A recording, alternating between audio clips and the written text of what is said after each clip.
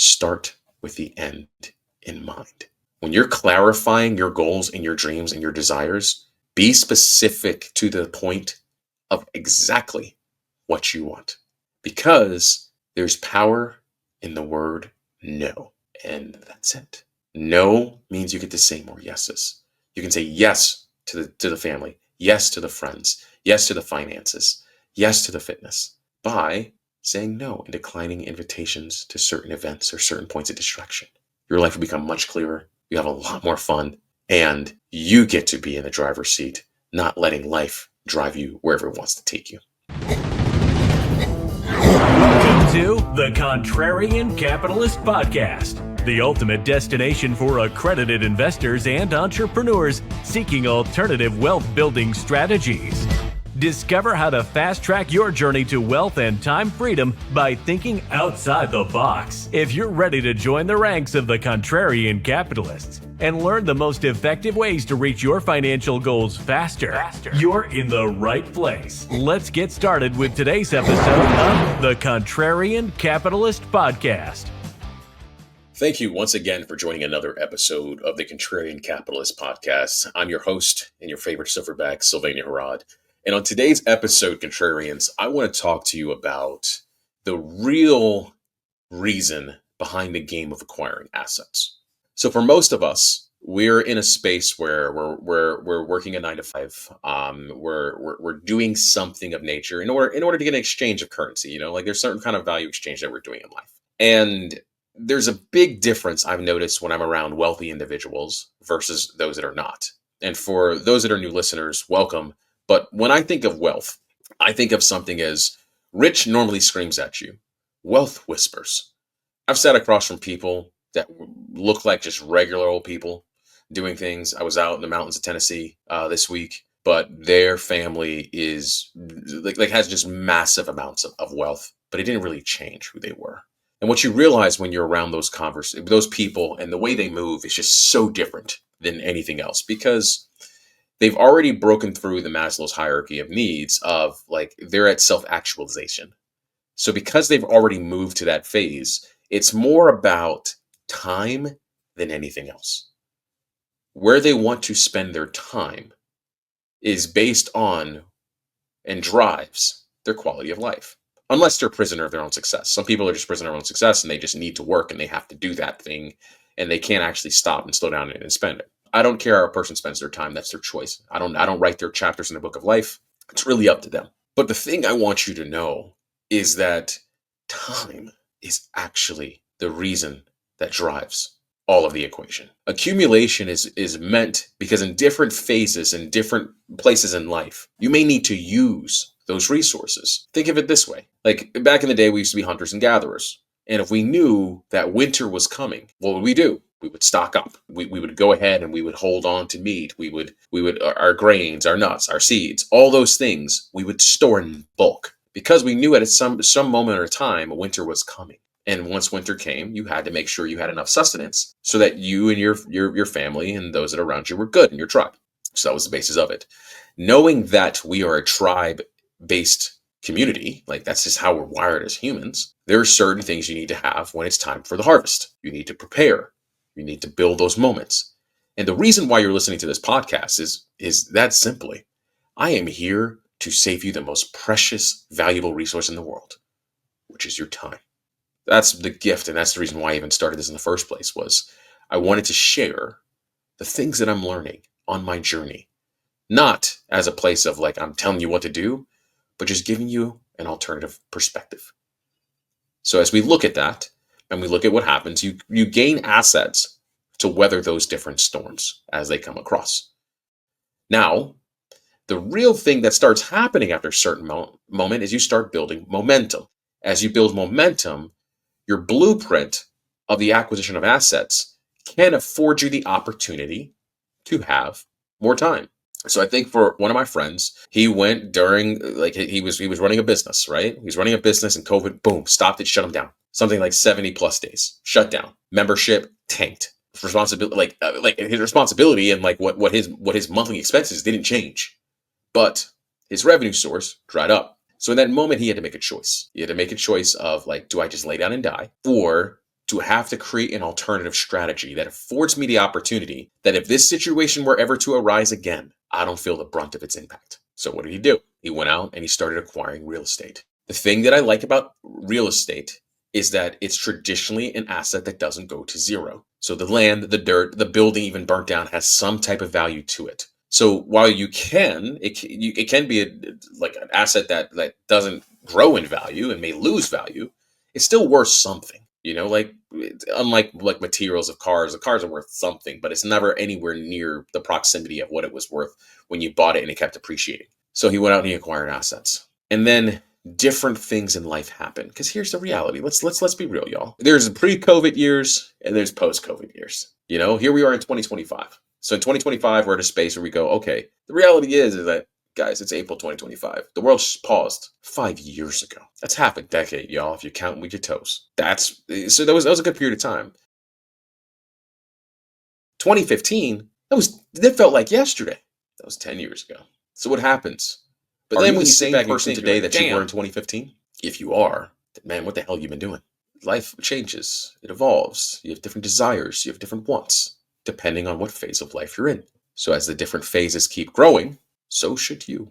And so what happened was 5 years, he started for that process in the business that he was in. 5 years later, he's no longer in that business. He's in a different business. But guess what those assets were able to do? It was able to unlock his freedom. He got to a place where he thought all I ever was going to be is in this particular business. But it changed. The flexibility to change and pivot and move is truly the gift of life. Because now he's at a place where he has enough assets, and yeah, he can draw down on the value of the assets to cover lifestyle.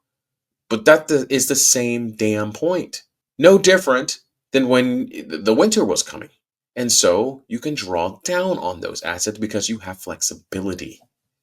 You no longer have to prostitute yourself doing something you can't stand so that you can have the possibility of doing something you love. It changes you. Here's a fact for you guys. I work the same amount of hours I did a year ago. Same amount of calls, same amount of travel. Like nothing changed. It wasn't a fantasy for me. It wasn't just going and being like, all right, just sit around the house, clean the house, work out, play a little video games. I'm not wired that way, y'all. I will for a period of time. Like I have my periods of reprieve where I just want to do nothing. For the most part, that's typically driven when I get to the place of burnout because I wasn't doing what I actually really wanted to do. So in today's day and age, there's one key variable. I own my freedom. I choose whether I want to do something. If I happen to get home from an airport and realize I got a headache, I need time to relax and just think, I can cancel my meetings. That's the gift, y'all. You can do the same thing. Here's the other gift. Let's just say you're at a place and you're doing a job you love. What if income didn't matter? What would you actually be doing? Would you still stay in the same job you're staying in? Because for some of us, like me, the answer was yes for its season. Then eventually a new season sprung and I had to plant other seeds. But that's a conscious choice. That's true wealth. Relationships, your health. So I look at it and say, go F yourself, right? There's 4 F's I talk about. Family, fitness, friendships, freedom. Like if we look at our fitness, finances is the last F. That's to go F yourself. It's 4. So first one's family, your immediate family. Are you spending time with them? Are you curious about them? Are you wanting to show up? Are you present when you show up? Fitness. Remember, all this stuff is a spectrum too, depending on my definition of what good looks like doesn't have to look like what your definition looks like. I know plenty of people where it's like, hey, me and my wife make all decisions together. I know in other places where it's deferred accountability and the person's like, no, I don't need that type of stuff on me. You make the call. You define, you and whoever's in your family, what good looks like for you. Then in fitness, some of us don't have a desire to look like a swimsuit model because fitness comes in all shapes and sizes, y'all. Only thing I care about is being able to have strong legs where I can carry my own body weight, mobility. So if I fall down in my 80s, I can get back up, and upper body strength because I can push myself off the ground and go through it. That's my dynamic. Because in my 80s and 90s, I want to be able to move around. That's all I care about. Can I move well, as best as possible? Can I sit in a low squat position? Yeah, that's what I care about for health for me. So that's fitness. Let's go to friendships, y'all.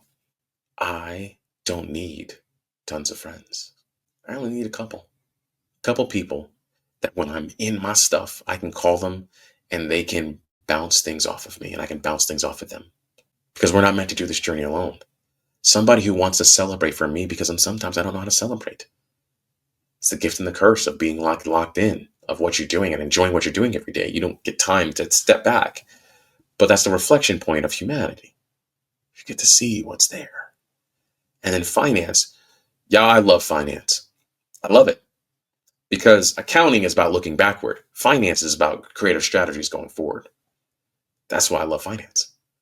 I love learning about different ways to make money, grow money, protect money, different vehicles that are available, different mechanisms that people are using. All day, every day. Because then I'm the driver in the driver's seat, which is what a person like me is wired to want, to love, to do. And everything's a spectrum. So practical application, right? Like you go like, I made the conscious choice not to actually buy a piece of property because the math wasn't mathing. I was talking to another client and he was in a space where he's like, hey, now you understand what your buy box is. And now you're going to know when something does come across and it fits your parameters, you move. Now you can move quick. That's the goal. So start parking money away. Maybe you need more money to get that because you realize that type of asset you really don't like. So you go through and you go through and you go through and you start building on it. It's like saving $1 a month for a quarter, then double it after that quarter, double it after that quarter, double it after that quarter. Over the span of 10 years, you're going to have a large ass war chest of things to do because we don't control time. So what I'm trying to tell you, and the purpose of this episode, is to start with the end in mind. When you're clarifying your goals and your dreams and your desires, be specific to the point of exactly what you want, because there's power in the word no. And that's it. No means you get to say more yeses. You can say yes to the family, yes to the friends, yes to the finances, yes to the fitness, by saying no and declining invitations to certain events or certain points of distraction. Your life will become much clearer. You have a lot more fun, and you get to be in the driver's seat, not letting life drive you wherever it wants to take you. So with that being said, as always, my friends, I like to get feedback from people. This episode and the next episode are all driven on discussions that I had with people who listened to a podcast and they had more questions. Because the whole purpose of this podcast is to be communicative. I want to share, I want to inform, I want to update, I want to have practical application because I'm pragmatic by nature. There's no point in me recording an episode if you can't take it and use it, y'all. And that's the gift of life. So, as always, my friends, stay hungry, stay humble, and stay grateful. Cheers, everybody.